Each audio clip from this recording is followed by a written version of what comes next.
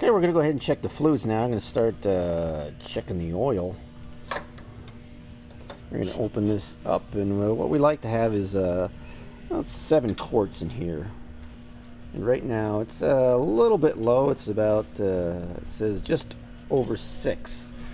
If we can take a look at that. And, but that's okay right now because this helicopter's been sitting all night.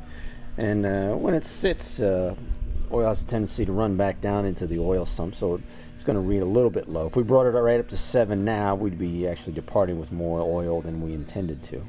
And once you've checked it, you want to make sure that cap is on and fully secured, not halfway. Here we have the hydraulic reservoir, and we're going to take this off and check the level.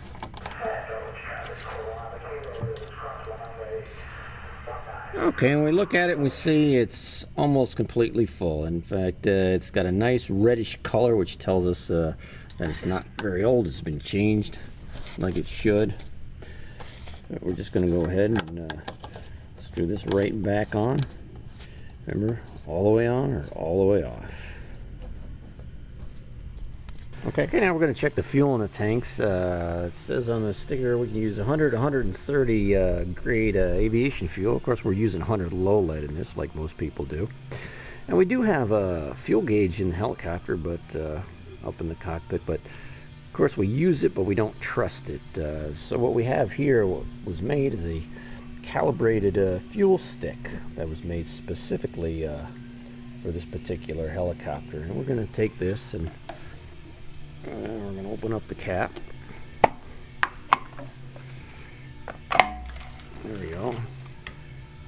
It's connected so you can't lose it.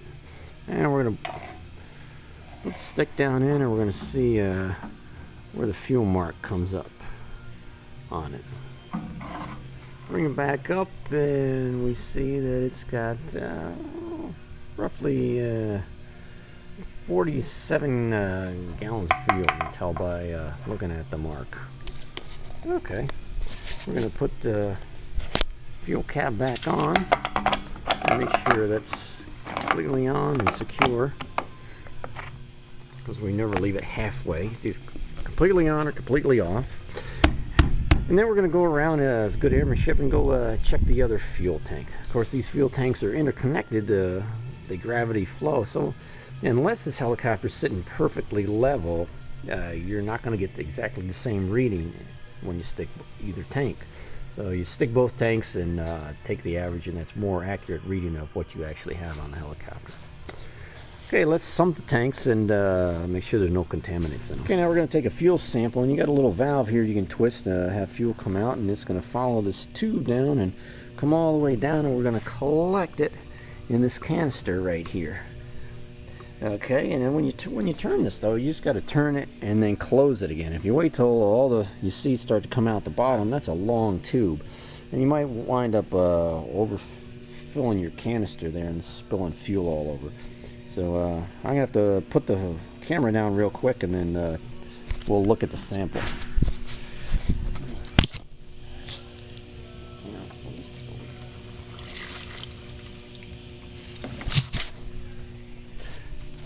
Okay, we've got our sample of fuel right now. We're looking at several things. We want to make sure it's a light blue. That tells it's 100 low lead.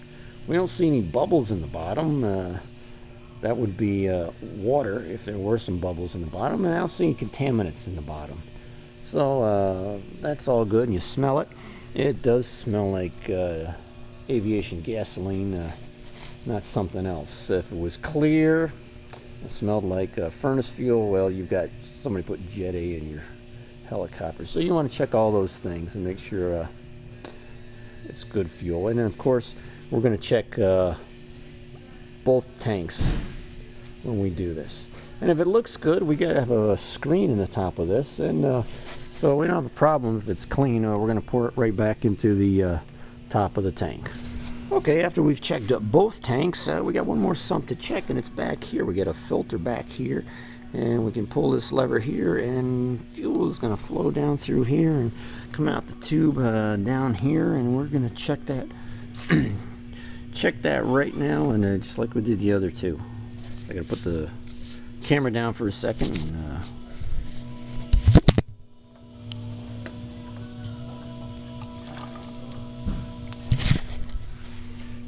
Okay, now we have another sample. We're going to check it the same way. We're going to hold it up to the light, look at it, check for any contaminants, make sure there's no bubbles in the bottom. That would tell us there was water in it, and no bugs, no contaminants. It all looks pretty clean, so we'll put this back in the tank. Well, that concludes our pre-flight of the Bell 47. I'd like to thank you for watching and hope that helped. Remember, there's over 1,000 variants of the Bell 47 out there, and you're just going to have to tailor yours to your specific Bell 47. There were some extra things we could have checked on this helicopter, but the real challenge is to make sure you do a thorough pre-flight before you go flying every time. You're flying the same helicopter day after day after day. It's real easy to get complacent about it, and it's your last chance to check your airworthiness of your helicopter before you take it into the air. So thanks again, and hey, fly safe.